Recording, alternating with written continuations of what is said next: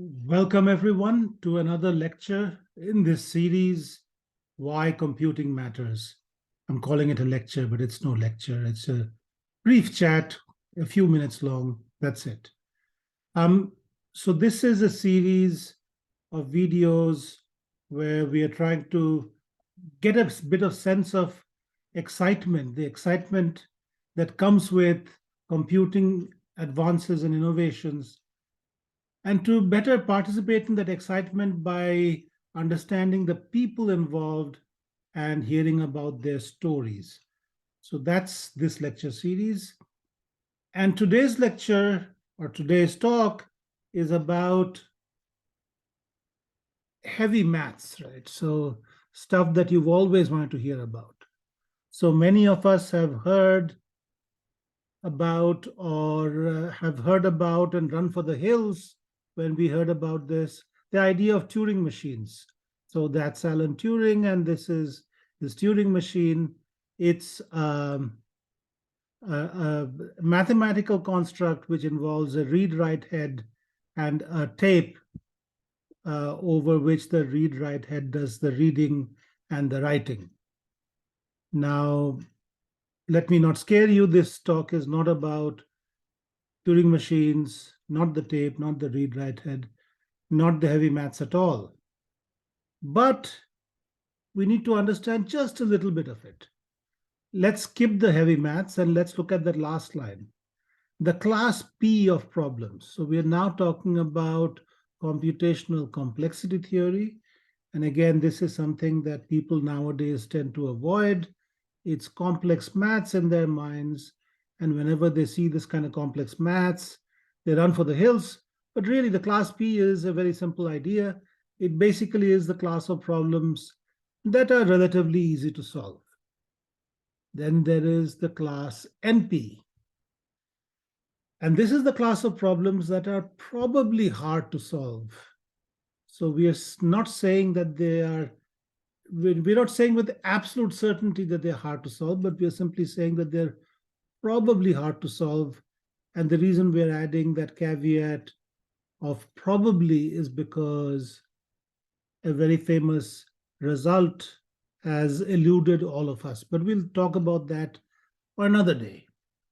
So right now, the idea is that we know that there is the class of easy problems, there's the class of hard problems. And now there is this entirely other problem. This is a very human problem. It's a very personal problem for most academics. Most university systems across the world, and it's most acute and the competition is most cutthroat in universities in the US and Canada, but it also can be seen in Europe, in Australia, and many other parts of the world. There is this idea of tenure. And tenure is an idea where you're basically given an academic position for life.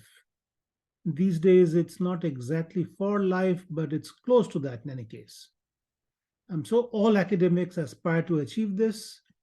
And once they achieve tenure, the joke is that they put up that sign saying that they've gone fishing on their door, and then they really go fishing. So it's where you can say that, okay, my life's job is done. I've got tenure. So is that important a thing for academics?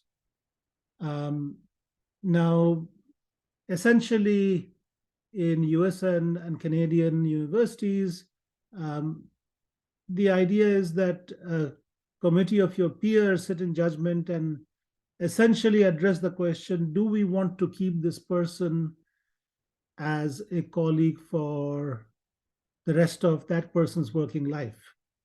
This question is usually asked about 5, 6, or 7 years into the career of an early career academic, somebody who's been appointed as an assistant professor, fresh out of a PhD.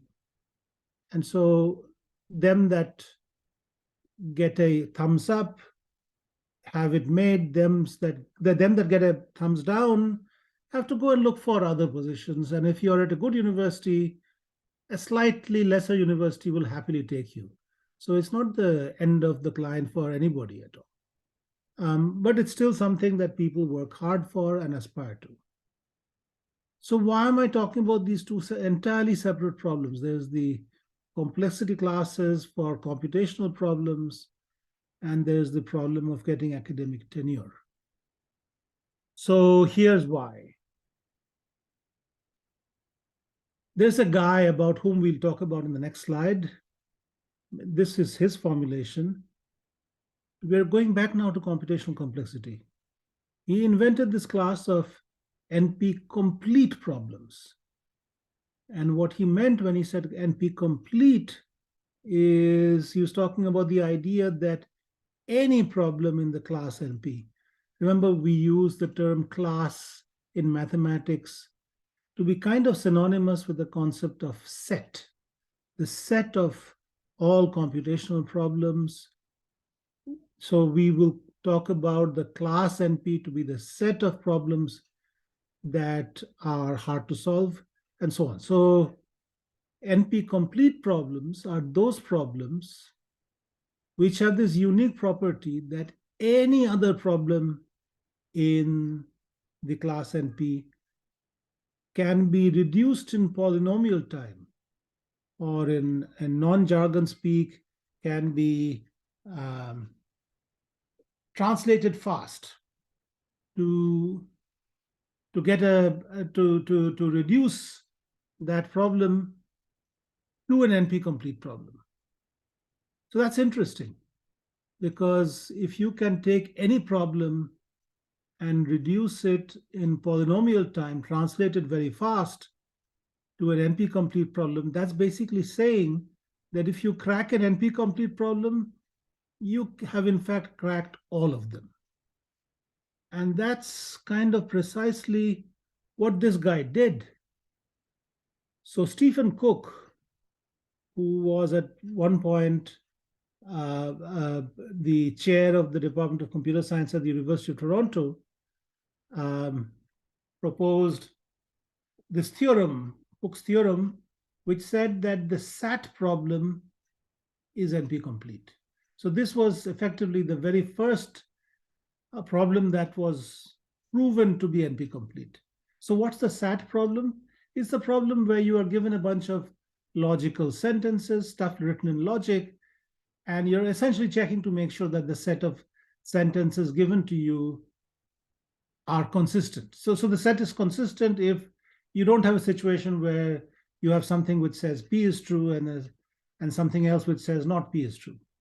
So Cook's theorem says that the SAT problem is NP-complete. So that's an interesting insight, because you will notice if you look hard, we have every year a SAT solver competition. So people work very hard to build faster and faster SAT solvers. So is it because everybody is desperately eager to solve this problem of taking a set of sentences and determining if the set of sentences is consistent? Not really. It's because all kinds of other hard problems in the class NP can be reduced very quickly to the SAT problem. So if you crack the SAT problem, you've cracked them all. So that was Cook's theorem.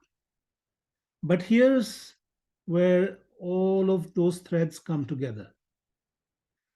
Cook was an assistant professor in the Department of Mathematics at Berkeley between the years 1966 and 1970. Then there was a tenure decision made, and he was denied tenure. And here's a quote from a fellow Berkeley professor who also got the Turing Award, so Cook did too, where he said that it was to our everlasting shame that we couldn't convince the maths department to give him tenure. So Cook was denied tenure because these fundamental concepts and results that he had come up with, fundamental to computer science and arguably fundamental to mathematics, were too early for their time. So the mathematicians did not appreciate these results. As it turns out, the computer scientists did. He had multiple offers at the end of it. He went to Toronto and then became a distinguished professor and a chair of the department there, but originally Berkeley Maths didn't think he was good enough for tenure. So that's an interesting tidbit. It's kind of an inspiring story because it says even though people don't think highly of your results, don't give up, because your results, like Stephen Cook's, might be really profound. They might really make a huge difference to the world. It's just that your peers at the time and in that context have not been able to recognize it. So that's our little story for today. Thanks for hearing me, and we'll talk soon. Bye.